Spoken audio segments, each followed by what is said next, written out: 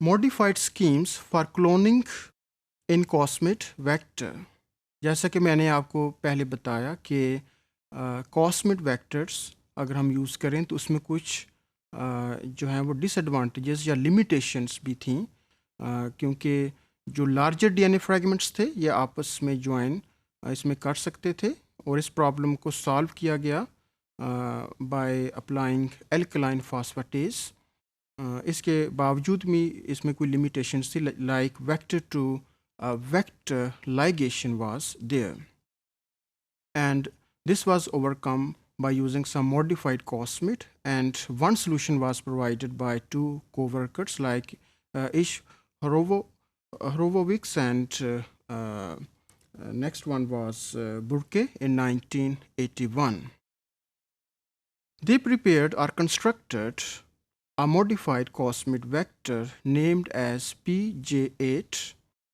It contained different restriction sites for enzymes like HIN3, BMH1, SOL1, PST1, and selectable markers for antibiotics, and of course the cos site from lambda phages. So here the foreign DNA, it was also treated with alkaline phosphatase, as well as in case of modified Cosmid vector, the restriction enzyme, it provides the blunt end that prevents the vector-to-vector ligation. It is indicated in next diagram. First one, it is the genetic map of modified Cosmid vector PJB8, and it is a 5.4 kilobase Cosmid vector. It contains restriction sites for different type of enzymes like HIN3, BAMH1, PST1, and SOL1, and selectable marker for ampicillin resistance. When we cut it with enzymes like SOL1 or HIN3 here, HIN3 and SOL1, it can produce the blunt ends that are not ligated together, and later on it can be further treated with BAMH1 so that it provides cohesive ends. On the other hand, the genomic DNA from any organism, it can also be treated with SA3A enzyme in first step, and then alkaline phosphatase. So vector DNA as well as the foreign DNA, it is treated with phosphatase to prevent their self-ligation. When they are mixed together in the next step, then foreign DNA having the size of 32 to 47 kilobase pair, it can be inserted. So here SA3A, it produce same cohesive end as BAMH1.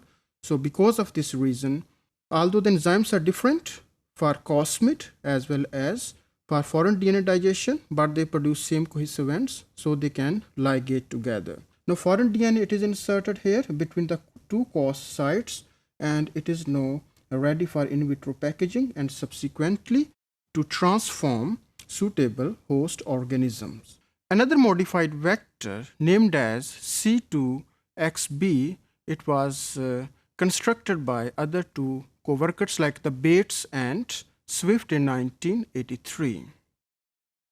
They also constructed this vector for the cloning of foreign DNA, but it is having the advantages because as compared to other modified vector like the PJB8, it contains two cos sites, so it eliminates the need of cutting of the cos sites to produce right and left-handed blunt ends.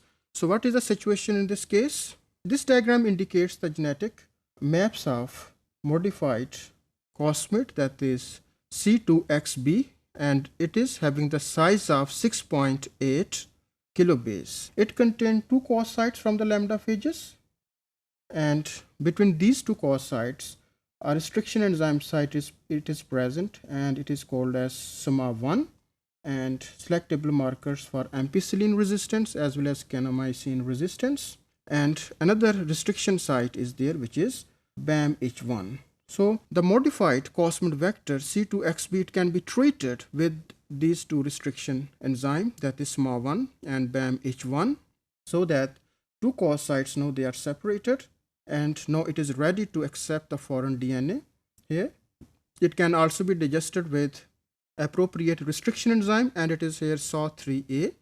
In the next diagram, the foreign DNA, it is mixed with Cosmid, so that foreign DNA it is ligated between the two cos sites, and these blunt ends that are produced as a result of SMA1, they cannot self-ligate.